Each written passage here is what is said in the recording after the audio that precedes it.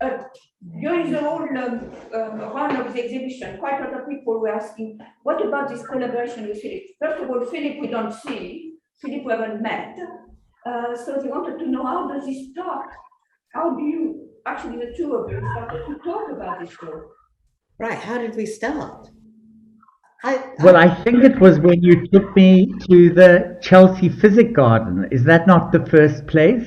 Was that the beginning? Or, I mean, you have a much earlier beginning, but I'm thinking of our beginning.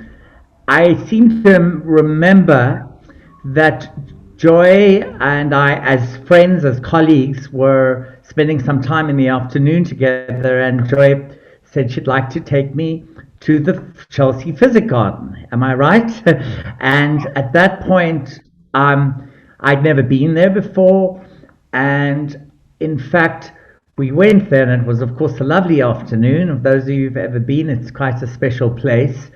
And at that point, we were looking at plants together and thinking, Joy had already been thinking about plants in a different context, in terms of medicinal plants in South Africa. But we were looking together at this question of plants being a kind of metaphor, or a kind of metonym, maybe is even the word, for the notion of colonial expansion, and how, South Africa plants were brought from England and from Holland during the different colonial periods. And there are good examples of that in the Chelsea Physic Garden, and the same with, I think, Afro-Caribbean plants. And we were struck by that, and we were, I think, also, there was a sort of added, let's call it, sort of idiosyncratic moment when we discovered that the gardener of the Chelsea Physic Garden his name was Philip Miller, my namesake. So there was that strange particular moment where we thought, this is all very odd. But perhaps I can hand this back to you, but that's my recollection. It may be different for you, Joe. Yeah, but I think my thing was, like, I'd just come back to the UK. I was living in Saudi Arabia, and I tried to find a space in London where I could actually just go and relax. And I've been thinking a lot about endangered languages and endangered cultures, and I sort of was introduced to Hans Sloane through Bob Bloomfield, who was at the Natural History Museum. And I did a little bit of research, not very much, like very light digging, and then discovered that the Chelsea Physic Garden, which wasn't really far from my house, so I could actually cycle there, was was a legacy of Hans Sloane. He didn't start it up, but he trained there in the 18th century, or actually in the 17th century, because it was before he became a doctor. But when he came into money, and we can talk more about how he came into money, he used that money to buy that land and bequeathed it to the Chelsea Physic Garden, who still only pay 6 pence a year for that land in Chelsea. Old pence, I hope. Old pence, 6D. But I just started a job which was like very consuming, and I used to have one day off a week where I could actually go and do research. So my research was lying on the grass in Chelsea Physic Garden, and I think you'd come over to do something. You were working on a project over here, and yes. And you were here, and I said, like, why don't you come and have tea? Come and have tea with us, with me, and I can show you this really beautiful garden. And so that's how we ended up with Chelsea Physic Garden. And you knew that it was Philip Miller, who was the first gardener. Did I? Okay. I had no idea. Oh. You're so voracious I wonder why. knowledge, and you just like you look at something and then suddenly you know everything about it because you read and you look and you learn. I'm always so I don't know, overwhelmed sometimes. But no, so in my head that's how it began. In my head, I discovered it. Okay, in my head, I thought I'd only found out once I got there. But anyway, maybe, I don't know. So anyway, it's fine. It's actually 10 years ago. 10 years ago. Yeah, 10 years ago. It was exactly. And we always wanted. So yeah. And so I suppose, again, I think then this dialogue between us continued around, you came to South Africa. I mean, I'm trying to sort of do a sort of how do we take 10 years of thinking about a project, but you came several times to South Africa for your own research, which you can, talk about yourself. But we would each time connect and think about, this could be something interesting together. We could do something around this. And I suppose in some ways, maybe I should just talk about me and my interest that started to kind of gather a momentum was that I firstly got more and more interested in this question of let's call it transplantation and transportation of seeds, and that became something that I was interested in. We have in Cape Town, where I live, a very, very powerful example of a plant having such a politically what's the word? Well, it figures so strongly in the history of apartheid and colonial expansion, in that it was a series of fig trees that were a hedge made out of fig trees that is in our botanical gardens in Cape Town, called Kirstenbosch. And those fig trees were planted by the Dutch colonial explorer Jan van Riebeeck, who was sent by the Dutch East India Company to start a refreshment station. And of course, by the way, one learns this. I grew up during apartheid, so it was taught to us in a very particular way. It wasn't this marvelous that he came with his oak trees, which was the other thing. He brought his oak trees from Holland, but also these fig trees were grown in a hedge.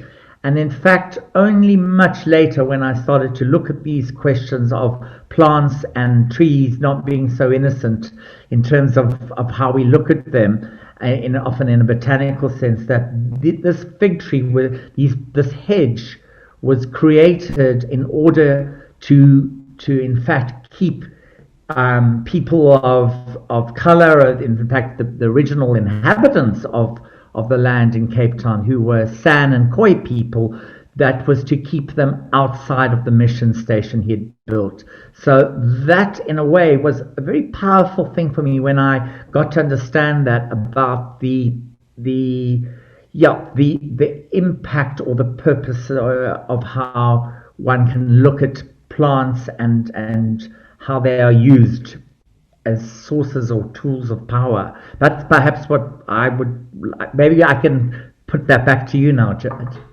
No, So that was sort of right. stage two. I suppose because my interest came from my own background as being of Jamaican heritage, and I was interested in the idea of what Sloan had notated in his journals being replicated in the local knowledge today, having been passed down orally, because my parents used particular plants as medicine, and I want to see how much of that heritage would come down.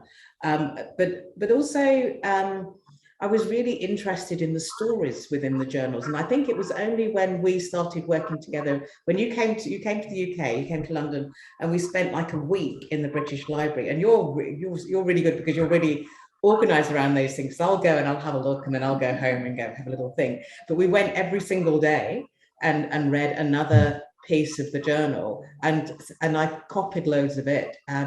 And it stayed with me, and it sort of like sat there. And then we met again, I think in I think probably the September of the same year I came to South Africa, and then we spent another week together, just sort of like writing a proposal. That's right. And thinking through the ideas about what it was we could do. And I think then you came back to the UK, and we continued the conversation, constantly having this back and forth. And then you came. I mean, I think there's. And you came and we met. So you came to the gallery. That's right. And we started. That's right. Talking with very, very sort of vague ideas, or not even ideas, that we want to do something together. I'd be very happy to host it in the gallery. So whatever you want to do, and yes, please, I was right. up for it. But perhaps I could jump in because there was one more step in my kind of process into the beginnings of making the work, and that came actually through another source, both a colleague and dear friend of mine, the documentary filmmaker Adam Lowe, who is a British filmmaker. And he one day phoned me very excitedly. He knew something about this project that connected up with Sloan, and I'd spoken to him about it. I think, Joy, we chatted to him about it. Yeah. And he said, I've just been, now I'm going to say that I'm going to check whether I'm saying the name right. So he said to me, I've just visited Boughton House. Is it Boughton or Boughton? How do you say it? Boughton House. Boughton House.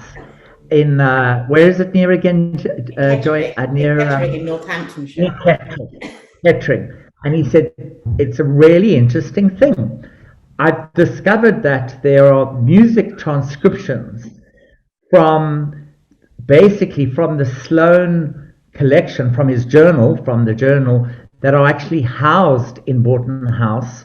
And there's some music transcriptions wrapped up in sugar paper that relate to his time when he was in Jamaica, and he had met or had developed a connection to a man by the name of Mr. Baptiste, and we'll come to him a bit more, but who had notated some of the songs that Sloan had heard when he had counted people during his stay there, Jamaican people there. And it was that particular, then, let's call it that next step in my process that started to think, well, there's a very interesting also then connection to music and sound and the stories. Do you want to add to that? Yeah, I think we have to, because we have to think about the time, because it's in the 1600s, so it's not in the present, obviously, but also they would have been enslaved Africans and like the first generation who'd come off the ships. And so they were still very much in touch with their own culture. So when Baptiste was notating these, transcribing these songs, they were songs that were from the African coast, wherever they had come from. And you said with this particular piece, it was the person who was singing was from Angola, or what it would be present day. That's right. But the fact that I didn't even know that that music was actually in Boughton House until you brought it to my attention. I'm not even sure if the people because I also joined a Sloan research group in 2007. Yes. I don't think anybody ever made any mention of that, because the focus was very much on science and technology and history. But is it quite unusual that Sloan would have been interested in music and recorded that? He was interested in everything. That's quite extraordinary in some ways. I think when you go through the journals, you'll see that. I mean, like, and I think it's interesting when you look at his observations of the weather. I mean, like, everything that he did was around observation and collecting. Yeah. And I think it's really important to say that he was probably one of the most important and respected collectors of his time, which is why, and was very much thinking about the future and him having a place in that future, which is why he bequeathed his collection, or his collection became the basis of the British Museum, which is now spread across 3 different institutions, which is British Museum, the British Library, and the Natural History Museum, which is where I was working.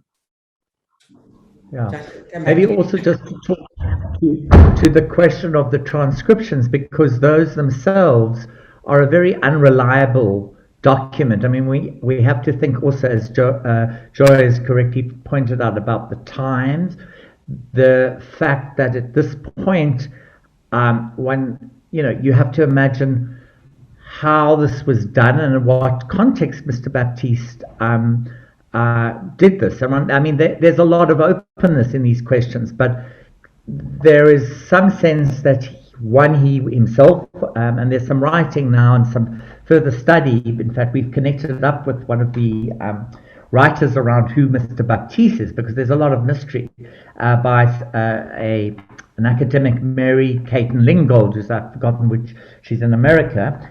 And there are questions around, he may well have been a composer himself. He was writing down music that perhaps was, let's call it, there was a way in which he perhaps had to find some and let's call it not to write down music where your notation system is a Western temperate notation system, and that in itself is problematic, because if the songs were from Africa, from different countries, whether it was Angola or other parts of East Africa, Mozambique, those songs would probably not have easily fitted into the sort of Western notation, Western music notation. So there are many. So when you look at those transcriptions, they are, let's call it, some kind of approximation of perhaps what is heard. You don't really know, and that for me was a key in a way, because then it allowed a sort of sense of freedom to reimagine something. And I suppose that's where I come to that point where I felt this is interesting because there's enough space to imagine something else, because we don't know what really was being sung, what was heard. Yeah. No, I was also thinking about how you used that, how you interpreted that particular transcription in the writing of the original music that you made for Upstairs. I know you haven't seen the show. Yes. Upstairs, Downstairs. So Yeah. observations of the weather work is actually upstairs. So a little breeze. Yes. Yeah. I suppose that just talks to that piece of music. Of course, we have the other sound installation downstairs, and maybe, do we want to talk about that a bit now? Yeah, let's talk about the downstairs installation. So in terms of making the work, because obviously we were like several thousand miles apart making this work. So Philip was is still based in Cape Town, and I'm still here in London. And I was trying to think about how to work with the material that I had. Well, sorry, I'm going to butt in because I have another very distinct memory. We were in the British Library together, and often, there is, look, I was terribly excited because I'd never had a temporary, I had a kind of temporary library card and so I'd never had this wonderful experience of being in the British Library. There is something marvelous about it, but of course there's a certain kind of decorum, the quietness, one puts on the wonderful gloves to turn the pages, and it was quite thrilling. And often, I was wanting to burst out with excitement at something or another, and we had to sort of curtail our conversations, otherwise someone near you frowns at your fact that you're speaking too loudly. And then of course Joy's a very infectious laugh, which we all know doesn't help matters to be very quiet in the British Library. But having said that, I remember distinctly sitting together, and we started to look. Of course, we were looking at everything, and that's also how I think we both work. We're very open to things. We were looking from some of the descriptions of his stories, the medicinal stories, like the story of Rose, but we also started to look at his reports of the weather.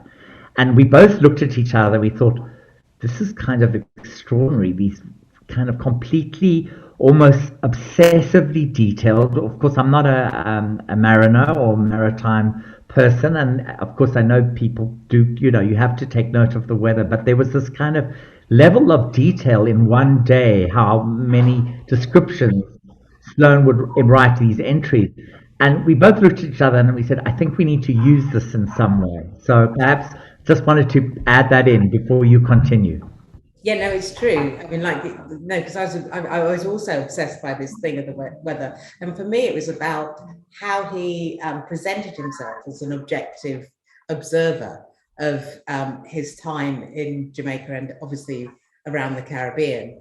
But, and I found that objectivity, which of course is impossible, also that the way in which he reported the weather as this sort of like about objects was the same way that he reported his treatment of Rose. And for some reason that just stayed with me. And so I think when I started off the idea of creating an image of that time, I thought about, well, I want to have a figure that talks about Rose, but Rose not being Rose, but Rose being a representation of the enslaved Africans at the time that Sloane was there, but also about the role of that separation in the UK. So there was also enslaved Africans in the UK at the same time, which is, you know, also not really spoken about, which is interesting in itself. But like, so I placed Rose as sort of like a cipher of both sides of the Atlantic. But I didn't want to do it in a very literal sense of having, you know, this image of a person next to the story of Rose. And so I thought, well, one of the things I'd quite like to do is to use the weather as sort of a way of introducing Sloane as a person, as a voice within this, and then having Rose. So you have two characters in both places, and then with the downstairs work, so I wanted to be able to reference the work upstairs, but not in a very literal sense. So to actually use Sloane's words, his exact words from his journal, with images of Jamaica. But in a way, that wasn't really enough. It needed to have something else. And so we started to talk about introducing people's voices into that, and people's stories. And I think at first we were just going to concentrate on the weather. And then I think I sent, one or two recordings to you. And so you have to also imagine we were in lockdown at this time. So it wasn't actually possible to go and see people to do the recordings. It all had to be done remotely, and I'm not very good. I'm not very good with technology sometimes. And I had to try and work out how to do it. So I tried all these apps on my phone, one of which was like, I think I spent an hour interviewing someone, and I was like really pleased with myself. And then I played it back, and only my side of the conversation existed. So it was like, right, not only did I need to start again, I also needed to go back to that person who told me their entire life story, and find another way of doing it. So I mean, probably to your horror, actually, Philip, I set up this strange way of recording the voices. So I put my phone, so I did it on, some of them were overseas. I put them on I did it on a WhatsApp phone call, and then used an iPad to do the recording, and I put it into a big fruit bowl to amplify the sound, and then I sent it to you, and you must have been absolutely appalled the quality of the sound. No, I mean, I work, just to comment on that, I work often low tech, and I like that element. We were locked down, as you say, there were no accesses to fancy studios, and there's something wonderful about that quality of the recording that both speaks to an archive, but of course we know it's not an archive from 100 years ago or whatever. It's an archive that is now from a particular moment of COVID, and so the quality of that sound for me was very interesting, and I also liked your interjections, of course.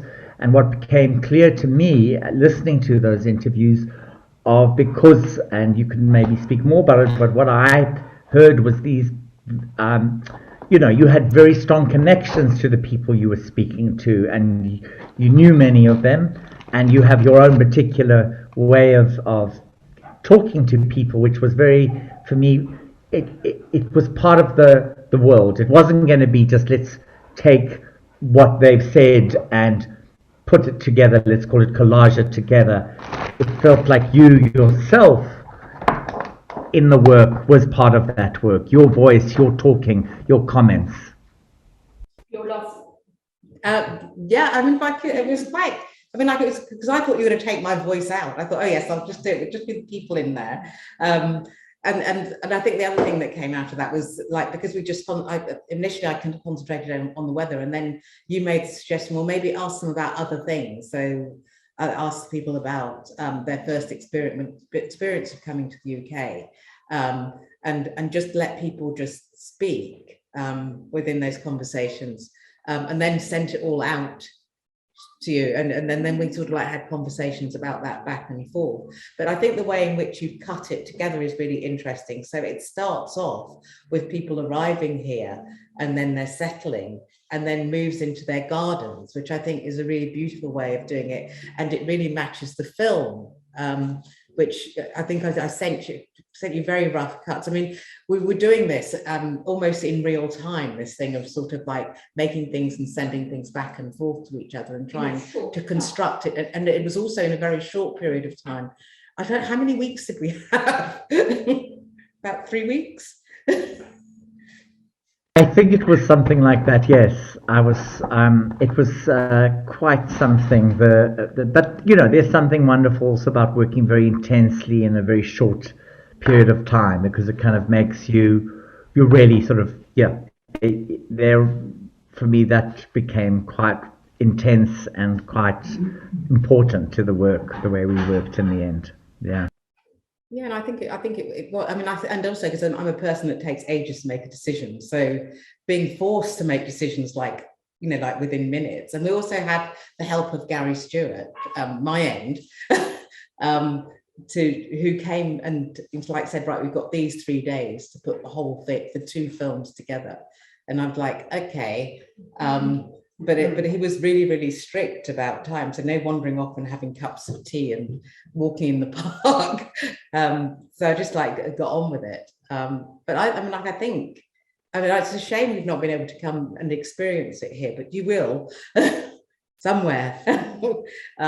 But I think I hope both so. work together really well. And it's fantastic we made the vinyl. Yes, too. that's because today is the launch of the vinyl. You won't see it from. Oh, you've not Yeah, seen I it, should. You've seen sorry. No, I still haven't got to see it yet. No. Yes, I know. You won't see very, very, very. Oh wow, wonderful, And then on the back. In the back. beautiful, absolutely beautiful. Wow. Thanks to you, Philip. Thank you. Yeah, this is really your design. Well, it was for all of us. It's beautiful. It's very, very beautiful. We also have a print to go with the vinyl. There's a print, a very nice print. Yeah. Even though I say so myself.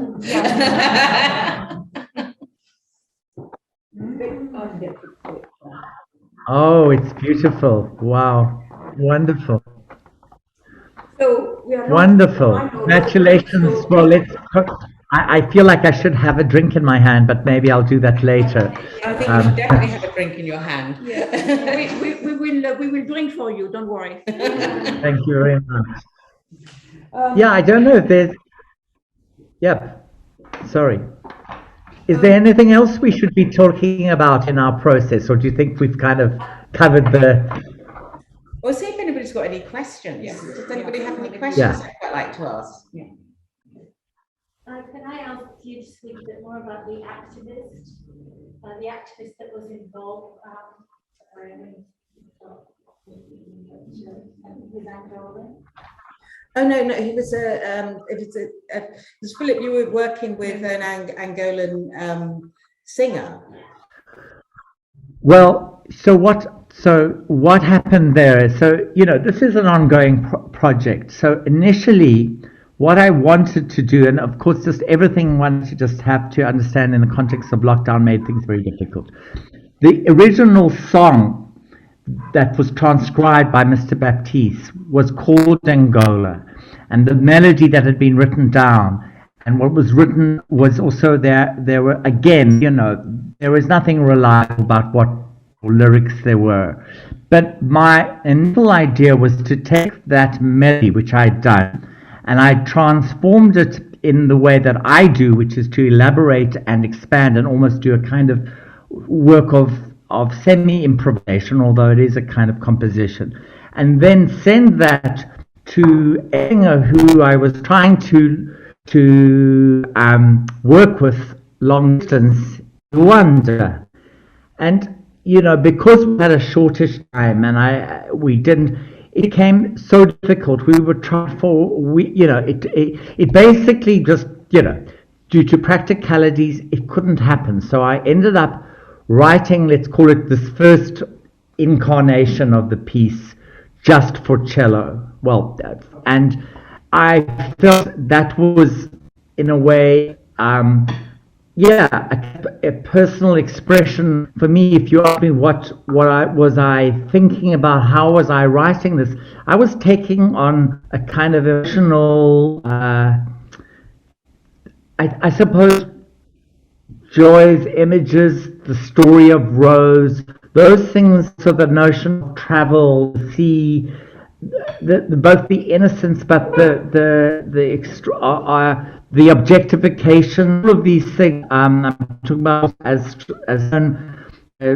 Joy talked about the weather being sort of the speaking about it in this objective way. All this interested me, and how to kind of shatter that. And so that's how the piece took its first incarnation. And I'm hoping that if we get to develop this project more, that with things opening up, that I can reach out to a particular singer who I really wanted to work with, who unfortunately it just wasn't possible. And in fact, recently they wrote to me and said, can we do that? I said, well, the first phase is over, but let's hope there will be another chance. So I don't know if it answers the person in the audience their question. I don't know. I couldn't hear the question exactly. Yeah. So that means it's for sure there is a continuation. Oh yeah, no, absolutely. And I'm still pursuing some funding so that we can actually do a much grander scale of the work itself. Yeah. Any more questions? Comments? Oh, very, very quiet, everybody. Very shy, like me. Now, all I would say, and this is Nick here, I've really enjoyed working with the both of you. It's been a tremendous experience, and I think that the whole assemblage of video, sound, and even the space, I think it works tremendously well together. So thank you very much, Philip, and thank you very much. And Philip, for sending very precise drawing of where everything should go. Oh yes, And got a beautiful map. yes, yes, very, very good. Very good. Yeah. Thank you. Thank you And very much. we hope. Thank you so much, and thank you to Joy for this beautiful collaboration, and thank you, Danielle, for believing in this very vague project. As you rightfully said, when we visited you, you were wonderfully generous with saying, well, you can do anything, and thank you for that kind of trust in believing we would do something. It's something extraordinary, so I thank you. I thank you. Thank you so much, and thanks. We hope we'll work together again very, very much. Also, I hope so. Nothing happened yet. You'll be able to come to London and have lunch or dinner or something, so that we can actually see each other again after those many years. I hope so too. I hope it happens. Thank you to everyone who came. Thank you. Bye-bye. Thank you, Philip. Bye-bye, Joy. Bye. Bye-bye. Bye. Thank you. Thank you so much, Danielle.